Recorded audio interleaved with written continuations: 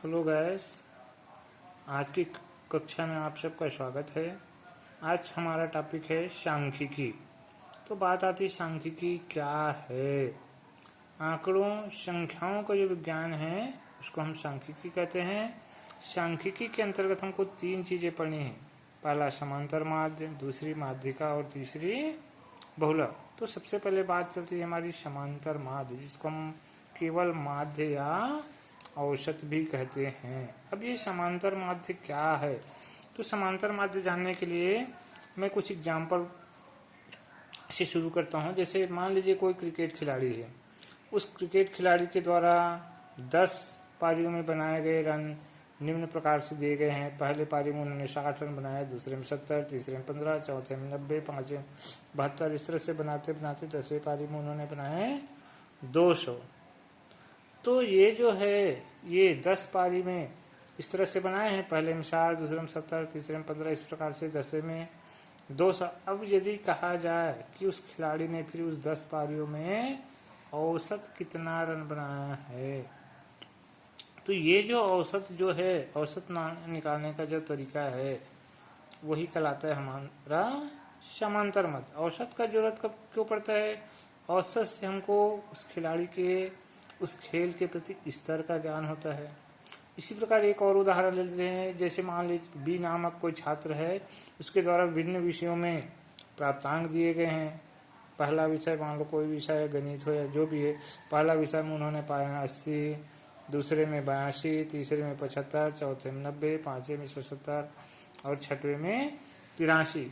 तो इस प्रकार उस छात्र का औसत अंक क्या है? औसत जो है उस छात्र का उस कक्षा में स्थिति या उन सभी विषयों में पकड़ बताता है कि वो बच्चे का जो है स्तर है, किस प्रकार से वो मेधावी छात्र है कि कमजोर है कि सामान्य बच्चा है। तो इस प्रकार से हमको औसत की आवश्यकता होती है। औसत, तो ये जो औसत है इसी को हम माध्य या समांतर माध्य भी कहते हैं। तो ये औसत किस प्रकार से निकाले जाते हैं, ये समांतर माध्य किस प्रकार से निकाले जाते हैं? तो समांतर माध्य निकालने का सूत्र है प्रेक्षण, माने सभी मान का योग बटे प्रेक्षणों की संख्या। जैसे अभी हमने रन की बात की, तो यहाँ पर ये 10 पारी के रन हैं। ये रन जो दिए हैं यही आपके आंकड़ा या प्रेक्षण कहलाते हैं। तो ये जो 10 पारियों के जो रन हैं इन सब का योग माने सबको जोड़ देंगे और ये 10, इसकी संख्या 10 है तो 10 से भाग देंगे। तो इस प्रकार जो मान आएगा वही कहलाएगा हमारा समांतर मान। इसी प्रकार छात्र बी की स्तर देखने के लिए उसका औसत निकालेंगे। तो इसके द्वारा जो प्राप्तांक है, 6 विषय में जो प्राप्तांक है, जैसे पहले में 80, 84, दूसरे में, तीसरे में 75, इस प्रकार से छठे में 83। तो इन सब जो प्राप्तांक है इन सब को जोड़ करके इनकी जो संख्या 6 है विषय है, 6 से भाग देंगे तो जो अंक मिलेगा ये इस छात्र के औसत अंक कहलाएंगे। तो इस प्रकार से औसत ज्ञात किए जाते हैं। जैसे मैं अब इस प्रश्नावली पर ही सवाल लेके चलता हूँ। प्रश्नावली में कुछ सवाल दिए हैं औसत माने समांतर माध्य से संबंधित। जैसे मैं प्रश्न दूसरा लेके चला हूँ। प्रश्न कहता है कि 50 से 70 तक की सम संख्याओं का माध्य ज्ञात कीजिए। माध्य माने समांतर माध्य पूछा है। तो समांतर माध्य निकालने के लिए हमको सबसे पहले 50 से 70 तक की सम संख्या ज्ञात करनी। सम संख्या किसे कहते हैं? जो 2 से भाग जाता है। जैसे 50 2 से भाग जाता है, पहली संख्या हो गया 50। दूसरा 2 से भाग जाता है तो 2 इसमें जोड़ दे, 50 2 52, फिर 54, 56, 58, 60। फिर उसके बाद हमको 70 तक लिखना है तो 60 के बाद आएगा 62, 64, 66, 68 और इस प्रकार से 70। तो ये हो गया हमारा 50 से 70 तक की सम संख्या, माने 2 से भाग जाने वाली संख्या। तो ये जो संख्याएं हैं 50 से 70 तक, इन संख्याओं का माध्य पूछा है, माध्य या औसत। माध्य के लिए अभी हमने सूत्र देखे हैं कि समांतर माध्य या माध्य निकालने का सूत्र होता है सभी प्रेक्षणों का योग। प्रेक्षण माने ये जो आंकड़े लिखे हैं 50 से 70 तक, इन सब का योग बटे प्रेक्षणों की संख्या। तो चलिए भाई इन प्रेक्षणों का योग करना है तो योग माने जोड़ना है तो जोड़ते हैं। पहला प्रेक्षण हमारा 50, फिर दूसरा है 52, 54, तीसरा फिर 56, चौथा फिर पांचवा 58। इस प्रकार से हमारे पास कुल 11 प्रेक्षण है तो 11वां हमारा है 70। इस प्रकार से पूरे सबको हमको धन धन करके लिख देना है और इनकी संख्या 11 है तो 11 से भाग दे देना है। ये देखिए इस सबको हमने जोड़ दिया 50, 52, 54, 56, इस प्रकार से 1.5, 70, इन सबको जब जोड़ेंगे तो इसका योग होता है हमारा 660, और 660 को हम 11 से भाग देना, माने 11 से कटाना है तो भाग दे देते हैं। चलिए 11 एकम 11 छक्के 11 सुन, तो 60 बार कटा गया। इस प्रकार से ये 50 से 70 तक की सम संख्याओं का माध्य या समांतर माध्य या औसत बराबर आएगा 60। तो इस प्रकार से हमको समांतर माध्य ज्ञात करना है। दूसरी होती है इसी में माध्यिका, मैंने बोला था सांख्यिकी में 3 चीजें होती है, समांतर माध्य जो हम पढ़ लिए, दूसरी होती है हमारी माध्यिका जो अभी पढ़ना है। तो माध्यिका क्या है, जैसे अभी मैंने बताया वो जो खिलाड़ी है उसके 10 पारियों के आपने रन देखे, अब इन रनों को यदि हम बढ़ते क्रम में लिख दें तो बीच के जो मान होते हैं वही कहलाते हैं हमारे माध्यिका। माध्यिका का मतलब होता है जो आंकड़े दें उन आंकड़ों में बीच वाले आंकड़े, जैसे 9 उठो दें तो 9 में से बीच वाली आंकड़े, 10 है तो 10 में से बीच वाले आंकड़े कौन कौन से हो, वो माध्यिका कहलाती है। तो माध्यिका ज्ञात करने का 2 ठो सूत्र है। यदि ये आंकड़ों की संख्या विषम है, विषम माने मान लो 5 ठो आंकड़े है, 7 ठो आंकड़े है, 9 ठो आंकड़े है, इस प्रकार विषम संख्या है, तब उसके लिए माध्यिका का पहला सूत्र है n/1/2 में पद का मान। जहाँ ये जो n है ये है आंकड़ों की संख्या, जैसे मैंने कहा 5 ठो आंकड़े हैं या 7 ठो है या 9 ठो, इस प्रकार से विषम संख्या है। अगर आंकड़ों की संख्या विषम संख्या है तो हम पहले सूत्र का उपयोग करते हैं। पहला सूत्र हमारा माध्यिका बराबर n/1/2 में पद का मान, कब, जब n का मान विषम, n माने आंकड़ों की संख्या। अब मान लो आंकड़ों की संख्या विषम नहीं सम है, सम माने मान लो 4 ठो पद है या 6 ठो पद है या 8 ठो पद है या 10 ठो पद है, तब हम यहाँ पर पहले सूत्र का उपयोग नहीं करते, तब हम इस दूसरे सूत्र का उपयोग करते हैं। दूसरे सूत्र होते हैं हमारी माध्यिका का 1/2 बड़े कोष्ठक के n/2 में पद का मान धन n/2 धन 1 में पद का मान, कब, जब ये n माने आंकड़ों की संख्या सम हो तब। ये देखिए दोनों सूत्रों में अंतर है भाई, यहाँ n में 1 को जोड़ने के बाद 2 से भाग दिया जाता है और यहाँ पहले 2 से भाग देते हैं बाद में 1 को जोड़ते हैं इसके दूसरे पर। तो इस प्रकार से 2 सूत्र हैं माध्यिका ज्ञात करने का। चलिए इससे संबंधित सवाल देख लेते हैं। इस प्रश्नावली में से प्रश्न तीसरा है माध्यिका ज्ञात कीजिए। तो ये आंकड़े दिए हैं 4, 5, 10, 6, 7, 14, 9, 15। तो भाई अगर इस प्रकार से आंकड़े दिए गए हैं तो सबसे पहले देखना है कि आंकड़े बढ़ते क्रम में है कि नहीं है। यदि नहीं है बढ़ते क्रम में तो सबसे पहले उसको बढ़ते क्रम में व्यवस्थित करना है। बढ़ते क्रम में व्यवस्थित करने माने सबसे पहले हम सबसे छोटे मान को लिखते हैं, फिर उससे बड़ा, फिर उससे बड़ा, फिर उससे बड़ा और लास्ट में सबसे बड़े को लिखते हैं। ये कहलाता है हमारा बढ़ते क्रम। तो यहाँ पर ये यही कर रहे हैं, ये लिख रहे हैं। देखिए सर्वप्रथम दी गई प्रेक्षणों, प्रेक्षण माने ये जो डाटा है या ये जो आंकड़ा है इनको बढ़ते क्रम में लिखने पर तो लिखेंगे सबसे पहले हम सबसे छोटे को लिखते हैं। ये जो आंकड़े दिए इसमें सबसे छोटा है 4, फिर उससे बड़ा है 5, फिर उससे बड़ा है ये 6, फिर उससे बड़ा 7, फिर उससे बड़ा है ये 9, फिर उससे बड़ा है ये 10, 10 से बड़ा है 14, फिर उससे बड़ा है 15। इस तरह से हमने लिख दिया। अब लिख दिए तो देखिए कितने ठो मान है, गिनते हैं चलिए 1, 2, 3, 4, 5, 6, 7, 8। यहाँ प्रेक्षणों की संख्या 8 है। 8 माने सम संख्या है और जब सम संख्या है प्रेक्षणों की संख्या तब हमारा दूसरा वाला सूत्र लगता है। तो दूसरा वाला सूत्र है आता है माध्यिका बराबर 1/2 कोष्ठक के अंदर n/2 में पद का मान धन n/2 धन 1 में पद का मान।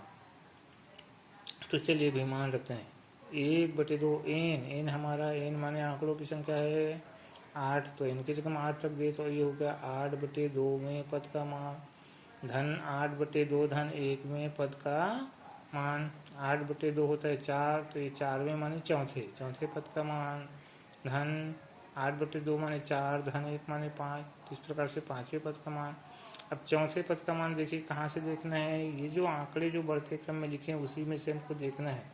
तो इसमें देखिए चौथा पद आया है 1, 2, 3, चौथा पद है 7 और 5वां पद है 9। तो एक पद का मान रख दिया, चौथे पद का मान रख दिया 7, 5वें पद का मान रख दिया 9, दोनों को जोड़ना है 7, 9, 16 ये कोष्ठक और 1/2 के बीच कोई चीज़ माने गुना का चिन्ह है, माने 1/2 का गुना करना है 16 में, माने 1 का गुना और बटे माने होता है भाग, 2 का भाग करना है। तो भाग दिए 2 8 16, 8 एकम 8। तो इस प्रकार से हमारा उत्तर आया 8। तो इस तरह से माध्यिका ज्ञात करना है।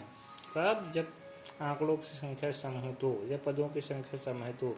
लेकिन मान लो पदों की संख्या सम नहीं है, आंकड़ों की संख्या सम नहीं बल्कि विषम संख्या है। विषम माने मान लो 3 पद हैं या 5 पद हैं या 7 पद हैं, तब हम माध्यिका कैसे ज्ञात करते हैं। तो उसके लिए एग्जाम्पल हम यहाँ से देख लेते हैं। एक एग्जाम्पल और तैयार किए हैं। ये हमारा प्रश्न है कक्षा 11वीं के छात्रों के भार किलोग्राम में निम्नानुसार हैं। पहला, कक्षा 11वीं के छात्रों के भार दिए हैं तो पहले छात्र का भार है 25, दूसरे का 27, तीसरे का 29, चौथे का 32, पांचवे का 30, छठवें का 28। इस प्रकार से मान दिए हैं। तो फिर वही ये मान दिए हैं तो सबसे पहले ये मान जो है हमारा माध्यिका के लिए मान जो है हमेशा बढ़ते क्रम में होना चाहिए। बढ़ते क्रम में माने सबसे पहले सबसे छोटा, फिर उससे बड़ा, फिर उससे बड़ा, इस प्रकार से होना चाहिए। तो देखिए भाई ये जो मान दिए हैं आपके 25 से 34 तक, इन मानों में सबसे छोटे मान को पहले लिखना है। सबसे छोटा मान है हमारा 25, फिर उससे बड़ा है 26, फिर 27, 28, 29, 30, 31, 32, 34, 35 और इस प्रकार से 41 हमने बढ़ते क्रम में लिख दिए। अब देखिए प्रेक्षणों की संख्या कितने हैं। प्रेक्षणों की संख्या n बराबर कितने गिनते हैं, 1 2 3 4 5 6 7 8 9 10 11। तो प्रेक्षणों की संख्या n बराबर 11 और 11 जो है वो विषम संख्या है। विषम है तो हमारा पहला सूत्र लग गया। पहला सूत्र होता है माध्यिका का n/1/2वें पद का मान। चलिए मान रखते हैं n माने आंकड़ों की संख्या जो है ये 11 है, तो ये रख दिया 11, इनकी जगह हम 11/1/2वें पद का मान। 11 होता है 12, 12/2 माने 6, तो छठवें पद का मान। अब छठवां पद देखो, अब हमारा आंकड़ा ये हो गया, उसको प्रश्न में जो दिया है उसको भूल गए, ठीक है। बढ़ते क्रम में रखने पर हमारा आंकड़ा ये हो जाता है। तो हमारा आंकड़ा में देखो अब छठवां पद है 1 2 3 4 5 6, इस प्रकार से हमारा छठवां पद है 30। तो हमारा उत्तर हो जाएगा 30। तो इस प्रकार से हमको माध्यिका निकालना है। तो समांतर माध्य में पहला मैंने बताया, सॉरी सांख्यिकी में पहला मैंने बताया समांतर माध्य, दूसरा मैंने बताया माध्यिका। अब तीसरा होता है बहुलक। नाम से ही पता चले बहुलक, बहुल धन का। बहुल माने होता है बहुत से और का माने वाला। तो इस प्रकार से बहुलक का मतलब होता है बहुत से वाला। बहुत से वाला माने ऐसे आंकड़े या ऐसे प्रेक्षण या ऐसी संख्या जो बहुत से बार आए हों, बहुत बार आए हों, एक से ज़्यादा बार आए हों, या मान लीजिए जितने भी आंकड़े दिए उस आंकड़ों में तो सबसे ज़्यादा बार आया है, उसी को हम बहुलक या मोड कहते हैं, अंग्रेजी में मोड कहते हैं। तो ये बहुलक कहलाते हैं। जैसे कि देखिए इसको एग्जाम्पल से समझते हैं, एक उदाहरण ले लेते हैं। प्रश्न 7वां है, इसमें से प्रश्नावली से निम्न बंटन का बहुलक ज्ञात करें। बंटन माने जिसको हम आंकड़ा या प्रेक्षण कहते हैं। तो ये बंटन दिए हैं, पहला बंटन 5, फिर दूसरा 3, तीसरा 2, चौथा 2, पांचवा 4, इस प्रकार से दिए हैं। आगे 5 3 3 4 3 3 5 3। अब देखिए बहुलक के लिए हम क्या करते हैं, मैंने कहा कि इसमें सबसे ज़्यादा बार कौन आया है, तो उसके लिए हम एक बारंबारता सारणी बना लेते हैं। गिनती करने बारंबारता सारणी में ये जो मान दिए हैं हमारा मान दिए है उनको हम बढ़ते क्रम लिख देते हैं। सबसे छोटा मान इसमें दिया है 2, फिर उससे बड़ा 3, फिर उससे बड़ा 4, फिर उससे बड़ा 5, 2 से 5 तक के दिए हैं। ये करने के बाद यहाँ पर हम टेली चिन्ह लगाते हैं। टेली चिन्ह माने एक तरह से अटेंडेंस है, हाजिरी मान लीजिए, और यहाँ पर लिखते हैं बारंबारता। बारंबारता माने ये संख्या कितने बार आए हैं, ये आंकड़े कितने बार आए हैं, उसको बताने वाली जो संख्या है वो कहलाती है बारंबारता, या इसी को हम कहते हैं आवृत्ति। तो देखिए पहला संख्या हमने लिया है 2, अब 2 कितने बार आए हैं, इसके लिए क्या करते हैं, ये हाजिरी लगाते चलते। देखो ये 5 है, पहला संख्या 5 है तो 5 के आगे हाजिरी लगा दिए, फिर 3 के आगे लगाया, फिर 2 के आगे लगाया, या ऐसे भी कर सकते हैं। देखिए ये पहला संख्या हमने लिया 2, तो 2 कितने बार है, देखिए ये 1 और 1 2 बार है, तो 2 डंडा लगा दिए और यहाँ पर लिख दिए 2। ये टेली चिन्ह में इस प्रकार से 2 डंडा लगा दिए, 2 है तो 3 कितने बार है आप गिन के देखिए, 3 है हमारा 5 बार है। देखो 1 2 3 4 और 1 5। तो 5 कैसे लिखते हैं टेली चिन्ह में, देखो 1 2 3 4 और ऐसे तिरछा काट देते, हो गया 5। तो टेली चिन्ह हो गया हमारा 5 और यहाँ पर लिख देते हैं ये 5। इसी प्रकार 4 ये 2 बार आए हैं, यहाँ 1 और 1 2 बार, तो 4 2 बार, तो ये 2 डंडा और यहाँ पर लिख दिए 2। 5 देखिए ये कितने बार, 1 2 3 बार, तो ये 3 डंडा, 1 2 3 और यहाँ लिख दिए 3। तो इस प्रकार से देखिए यहाँ पर सबसे ज़्यादा बारंबारता ये 5 है, जो किसका है, 3 का है। यहाँ उसी को लिखना है, यहाँ सबसे अधिकतम या सबसे ज़्यादा बारंबारता 5 है जो 3 का है। इस प्रकार 3 सबसे ज़्यादा बार, 3 की बारंबारता ज़्यादा माने 3 सबसे ज़्यादा बार आया है, कितने बार, 5 बार। तो चूंकि 3 सबसे ज़्यादा बार आया था, बहुलक 3 है। तो इस प्रकार से बहुलक से संबंधित सवाल हमको बनाना है। अब चलिए इस प्रश्नावली में से, सांख्यिकी की जो प्रश्नावली उसमें से संबंधित ये था आपका प्रश्न 7 के आगे 8 और 9 है, उसमें से भी थोड़ा सा बता देता हूँ। ये थोड़ा सा कठिन प्रश्न है।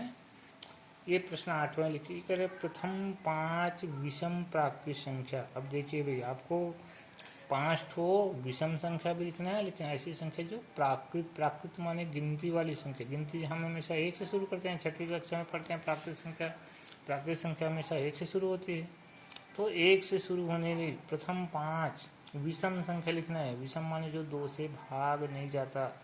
तो देखो प्रथम प्राकृत संख्या होती है हमारा 1, जो 2 से भाग नहीं जाता। फिर इसके बाद 2 से भाग नहीं जाने वाला आता है 3, फिर इसके बाद आता है 5, जो 2 से भाग नहीं जाता। फिर उससे आगे 2 से भाग नहीं जाने वाला होता है 7, फिर उससे आगे होता है हमारा 9। तो ये जो 5 संख्या हैं, इन 5 संख्याओं का समांतर माध्य का है। तो इनका समांतर माध्य निकालने, समांतर माध्य के लिए हमारा सूत्र होता है समस्त आंकड़ों या प्रेक्षण, ये पूरे आंकड़े या प्रेक्षण का जाता है। तो इन प्रेक्षणों का योग बटे प्रेक्षणों की संख्या।